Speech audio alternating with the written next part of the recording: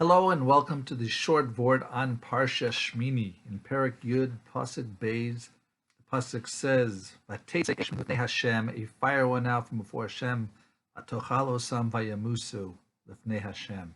It consumed them and they died before Hashem."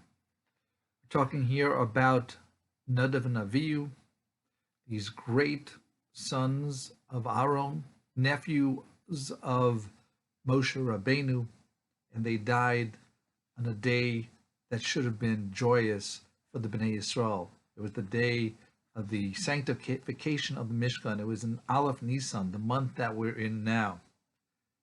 And I couldn't help but choose the topic from today. I was heading yesterday, Sunday, to a third Zoom Levaya attendance. Sadly, this time it was for a Rav who only a week before his son also passed away from this machala. And I said two people, two rights, both of them were Rabbanim, both of them were Gedolim. They were well respected and beloved in their communities. And this is not a hesped for them because it's a loss we saw throughout our community. Many Gedolim have been lost. It's it's our leaders, our righteous ones, our Rabbanim, our Hatzalah members, our doctors, our friends, our family, fathers, mothers, sisters, daughters, everybody. It's been striking everywhere. It's a parsha of a loss, but Hashem chooses b'kravai Akadsh. That's what Moshe Rabbeinu told Aaron, that I thought that it was either you, Aaron, or me, that's who Hashem would take to be Mekadesh, his name. But instead, these sons were greater than us. The ones that were taken were the greatest amongst us. They were, such tremendous losses this past week, or weeks. And we have to realize that this, not that we're wishing it upon anyone, but so many times you can see that these were special people who were taken way too early from us. And that's what the Parsha is telling us. And I called up a Shiva for via phone, because you can't do Shiva in person, for the person who lost her twin brother.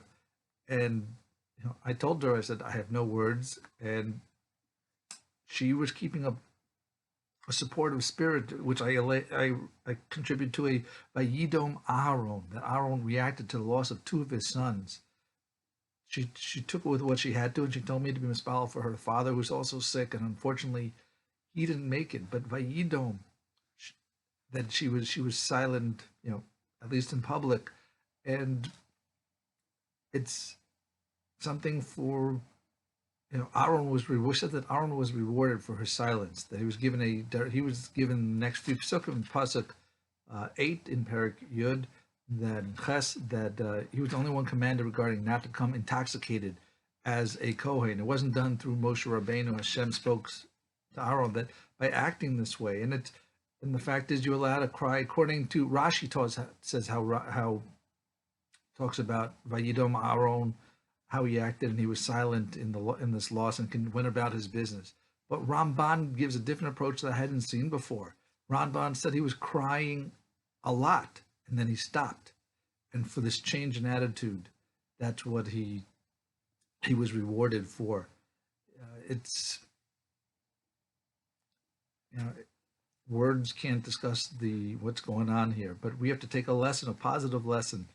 This is still the Chodesh, that even then in Chodesh HaGeula, the holy and happy month, that there are tragedies. We have to think about ways to be zochah, to have the gula, that we can open up our shuls, that we could have the ultimate gula, the Bias HaMashiach during this month of redemption. Maybe we can think about different ways to improve ourselves for Bein Adam L'Makom, as well as Bein Adam L'Chavero, our interpersonal relationships and our relationships with God. And then we should dive into the return of our Makomos HaKadoshim, both our ones that we're used to and the ones that we've never gotten experience before with the Beis HaMikdash. May we see the redemption, the Gula Mepera. We should share smachos together very soon. Thank you for listening. Have a wonderful week and a wonderful Shabbos.